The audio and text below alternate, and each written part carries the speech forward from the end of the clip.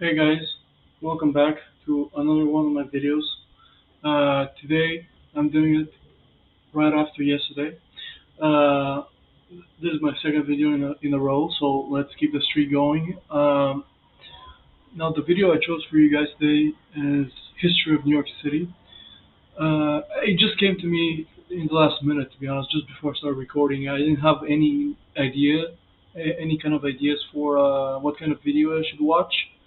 And I always liked New York City. It's one of my favorite cities in the world. I would hope to visit one day soon, and I would like to learn more about it, more about its history.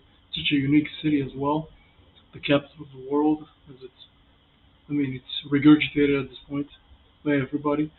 And yeah, tomorrow I will come back again with another video. This time we might do a re-reaction, sorry, of CM Punk coming back to AEW. This is something that happened maybe 3, 4 days ago.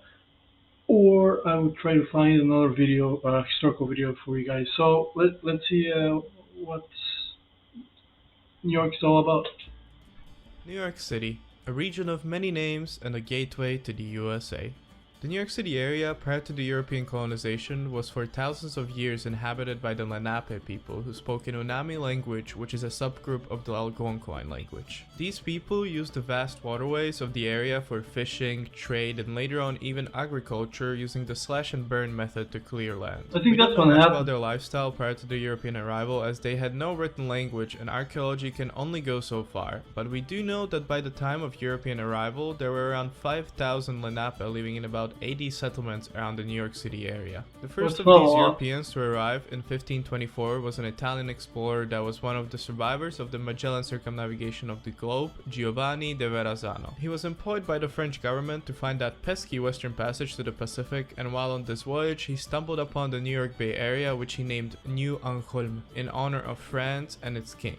For about the next 100 years after him, the area became somewhat of a back alley fur trade secret where fur traders would occasionally show up to trade with the local natives.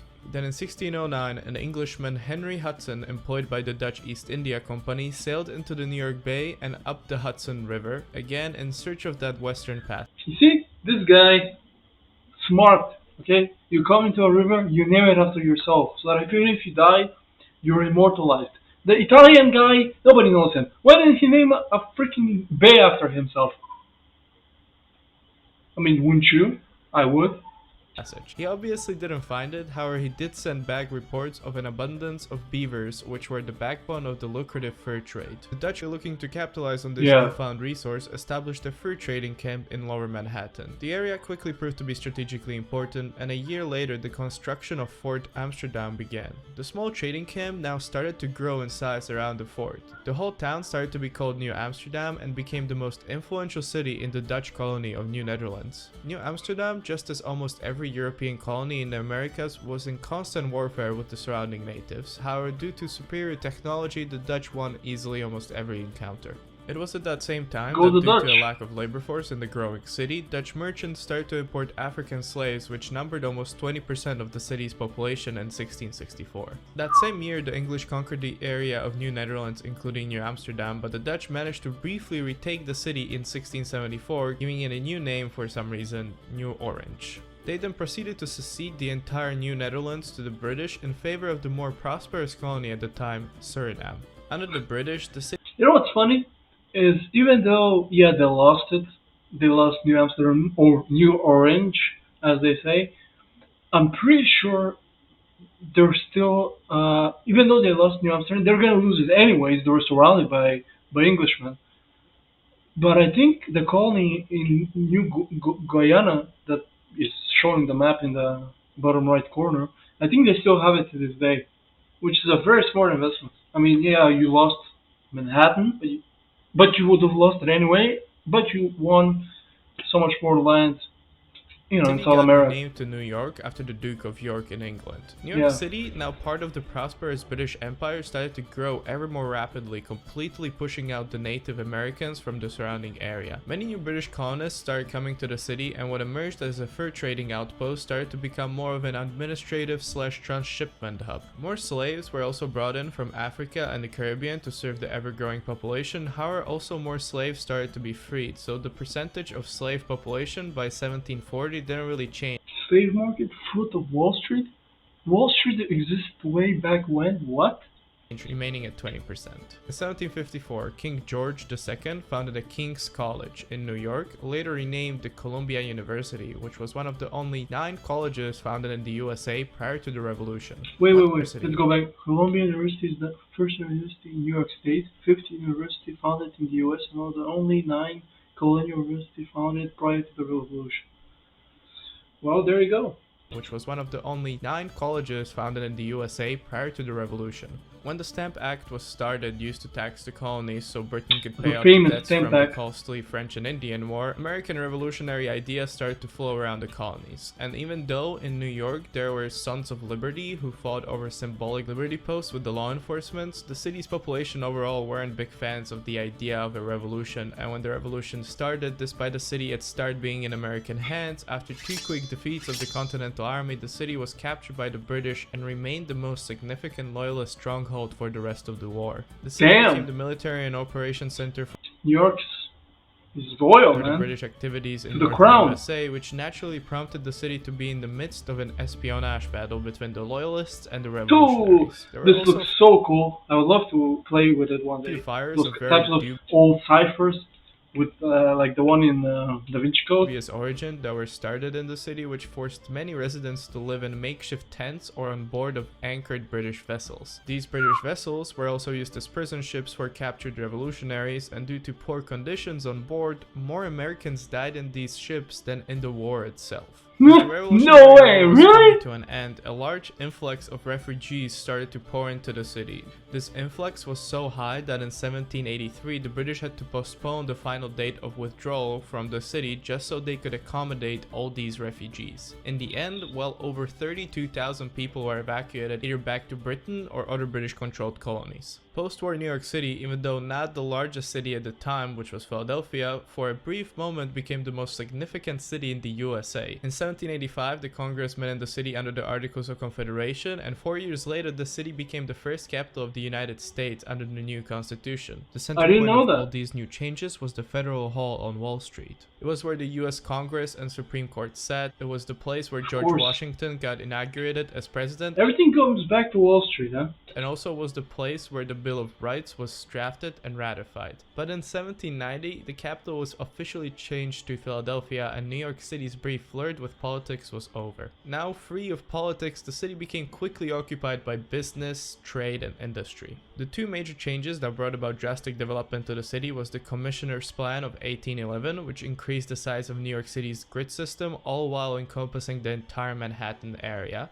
and the 1825 construction of the Erie Canal, connecting Midwest United States and Canada to the You know, nowadays you see a canal, you're like, whatever. Imagine how hard it must have been back then to build a whole canal. I wonder how they did it. Did they just blow up, land with dynamite until they went to the other side? Though, because it looks, because with 1900s technology, early 1900s. I mean, what did they have? Dynamite? Maybe horses somehow? They just, or with people, they dug it away? I don't know. Atlantic trade routes, the latter of which proved to be extremely significant to the city's success as it was located in the midst of the trade between northern USA and the rest of the world. Therefore, unsurprisingly, 10 years later, New York City surpassed Philadelphia as the most populous city in the USA, a I title which didn't know that slavery was abolished in New York in it holds 1825. to this day. For the next 10 years, New York City's economy continued to grow, and its aforementioned ideal location to the Erie Canal made it a perfect hub for not just trade goods, but also immigrants. Lots of immigrants coming into the US passed through New York City as it was easy for them to not just find work in the city, but also travel onward to Cleveland, Detroit, Chicago, etc. New York City Look how close Toronto and New York is. You know? They look so close. At least on this map. City, Because and this normally on point the map they truly look so became the far away, gateway but to the American industrializing heartland, and no other event supplanted this idea more than the Irish potato famine. Millions of people deprived of food in Ireland had to migrate to other places, oftentimes choosing New York City as the main destination. In fact, the influx of Irish immigrants to the city was so drastic that by the 1850s, 1/4 of the population was of Irish descent. This drastically increasing population in the city sparked the foundation of the NYPD, NYCDOE, and rise to political prominence of the Tammany Hall, but more on that later. During the 1850s, the old merchant class of the city pushed towards the creation of a central park, which was approved in 1857, and construction began the following year. However, it wouldn't be fully finished to its current form until 1873. During that period, the US would undergo a huge change in the form of the American Civil War. This proved to be very problematic for the city, as half of its exports before the war was one way or another connected to a constant supply of cotton from the south. As such, the economy of the city became very strained, and the continuous flow of immigrants started to cause major issues as they weren't happy about conscription almost right off of the boat. That document makes you a citizen. This one makes you a private in the Union Army. Now go fight for your country. Next. Sign. imagine how weird it must be. You come from Ireland. Do you even speak English? Maybe. You come in, you're made a citizen, and you're like, okay, go fight for your country. What? Here's it. Imagine how easy it was to become a citizen back then. Or Nobody knows who you are. All these stresses in the city culminated in the 1863 draft riots, which mostly targeted African Americans as they were seen as the problem for the city's troubles. The war eventually ended in 1865, and with that the city's economy came back on track, with a new but also well-established power in the city started to gain more traction. This power being the New York Stock Exchange, which in 1865 already operated from its current location on Wall Street. The organization, which would become the NYSE, can be traced to just 24 stockbrokers who signed a Bottomwood Agreement, which was a first attempt at organizing securities trading in 1792. From there, the organization grew with the city, and as New York became the largest city in the USA, both by trade and population, the now renamed New York Stock Exchange overshadowed any neighboring city's attempt at securities trading, eventually becoming the primary stock exchange of the whole country. Financially and economically, the city was booming, but so was the immigration to the city, which did not slow down, and many European immigrants continued to stay in the city, giving even more power to the aforementioned Tammany Hall.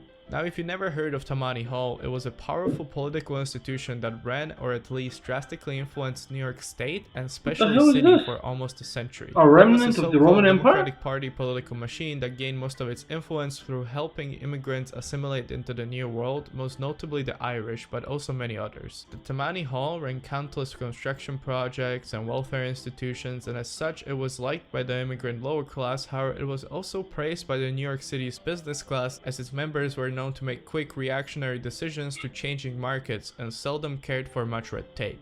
But another, maybe more important reason why the business class liked Tammany was because it was infamously bribable, and this embedded corruption within the organization, combined with the Great Depression and then trying to pick a fight with FDR, eventually led to the Tammany's whole downfall by the 1950s. Going back to the 1880s, the early work on the Statue of Liberty has already started by Frédéric Auguste Barthold and supported by many organizations, including the French government. The money for the project was mostly gotten by fundraising in various areas, like showing the hand in Central Park or the head at the Paris World's Fair, etc. But even with all that, funds for the full projects were lacking in New York City, and other cities like Philadelphia or Boston offered to pay the whole price if the statue were to be relocated to their city. New Yorkers, not to be outbidded by some other city, created a huge drive through the New York World newspaper and managed to raise enough funds to make sure that the statue would be inaugurated to the world in New York City in 1886. 1886. October 28th. Well, I thought it was a gift. Apparently, you know, it was in 1886. I thought it was given right after. At least maybe in my mind, I guess. Right after the revolution. But apparently 100 years later they gave it, the French. It's very interesting actually, that they had to raise the money themselves. I thought it was just a gift that the French sent, just bon voyage, nice gift. But then again, it doesn't make really much sense, because of the sheer amount of materials needed. I assume it was very expensive. I mean, if the whole city couldn't raise the funds, it had to, really, flex its muscles to raise the necessary funds for a As the statue. dedication parade for the statue passed next to the New York Stock Exchange, traders started to throw actual ticker tape down onto the streets, beginning the now well-known practice of ticker tape parades. Going into the 20th century, NYC wasn't a city in the USA, it was the city in the USA. First, the modern NYC we know today was created by consolidating the 5 well-known boroughs. The first New York City subway company emerged, many new constructions 1868 was when the first elevated lines were opening. The first subway was opened in 1904. Wow. projects went underway, and That's the city's insane. economy 100 was years again ago? on the rise. The Even boom more was so, slightly slowed down 117 by years the ago. outbreak of World War I. However, due to the fairly short US involvement in the Great War, the city's economy wasn't that drastically affected. After the war, going into the roaring 20s, the city had certain problems. The never-ending incoming immigration, now combined with a large influx of internal migrants, meant that New York City for a brief moment became the most populated city in the world in 1925. But with that came the countless infrastructure problems, increasing crime and poverty, etc. All these problems happening under the noses of the city's higher class, enjoying record high stock prices, lavish speakeasies, and parties. But the bubble had to pop someday, and so it did on 29th of October 1929, a day known as Black Tuesday, when the New York City stock market crashed. The event wasn't solely responsible for the Great Depression, but it did pave the way for its start. New York City during this time struggled just as any other city in the USA, with unemployment rate being the highest in history. To combat this, many immigration restriction acts were created during this time, hoping that the slowed down immigration will help the unemployment rate of the citizens. Look how many But acts. this turned out not to be the case, and the Great Depression progressed. Surprisingly, despite all of this happening, some of the most iconic skyscrapers were built in the city during this era, such as the Chrysler Building, the Empire State Building, Rockefeller Center, etc. Nonetheless, the Great Depression Well, yeah, cheap labor. continued, and after the 12 long years of struggle, the World War II started. Even though the conflict itself saw many deaths, the war proved extremely valuable to the US economy, and as such, New York City was back on track, expanding and developing. This time, however, As they say, war is good for not business. focused around industry anymore. Many dockyards and factories were closed and replaced by the service, financial, and world trading industries. It was a time of great growth, but again, not for all. For example, Bronx Borough experienced a sharp decline in this era. During the pre-war period, Bronx housed middle to moderate income classes, however this started to change to mostly lower class income. Poverty and violent crimes were common in the area, and the infrastructure was not on par compared to other regions, mostly due to the fact that minorities lived there. All these Falsas, promesas. In what language is this? Is this Italian or problems Spanish? weren't exclusive to just Bronx Borough, and by the 1970s, most of the city gained a reputation as a crime-riddled relic of history. The This mafia! culminated in 1975, when New York City, the financial capital of the USA, almost had to file for bankruptcy, only to be What? saved by debt restructuring and federal loans. Thankfully, this low point meant that NYC had no I'm curious what would have happened if a city goes bankrupt. Like, because nowadays all the countries in the world run on debt, but what happens if a city goes bankrupt? Because a country cannot go bankrupt, but a city, like, will the assets of the city be sold off to people to pay off its debts? I mean, nowhere to go but up, and so it did. Struggling areas like Bronx experienced a resurgence in development and construction of new infrastructure projects. Wall Street regained most of its ground lost in the 80s crashes, and New York City overall remained the largest city/metropolitan area in the United States. New York today is, well, New York. No, you can't end a video like that. Yes I can. No, you can't. A good ending has to have a concise summary of the video and a hopeful message applicable to today's city and its future. Okay then, Smarty Pants. are you going to include the Twin Towers? Gladly. New York City started Never mind. off as a humble Dutch fur trading outpost, only to grow to be one of the richest cities in the world. It saw its fair. To be just my personal opinion here, I don't really like the One World Trade Center. It looks nice, but it's so generic. I mean, it's like the Twin Towers were so iconic. I mean, their material, I don't know what it was made of, but it was so much more iconic. It's like any other tower in any other city. share of battles, hardships, dangers, and more, remaining strong through all of it while trading with the world and serving as a gateway to North America. When the going gets tough in New York City, the tough gets going, and therefore today, the city continues to be the country's largest financial, commercial, and information center. It's a beautiful It's not city. showing any signs of stopping in the near future. By the way, if you like this video, you might want to check out a video. Thank you for listening. Now, this video was, to be honest, a very informative one. I didn't know because I knew that New Amsterdam, that Holland controlled New York City, but I didn't know it was called Nouvelle Angoulême. I thought it was or New Angoulême. I don't know how they say it in English, but New Angoulême, whatever. It was first discovered by the French, then the Polish, what?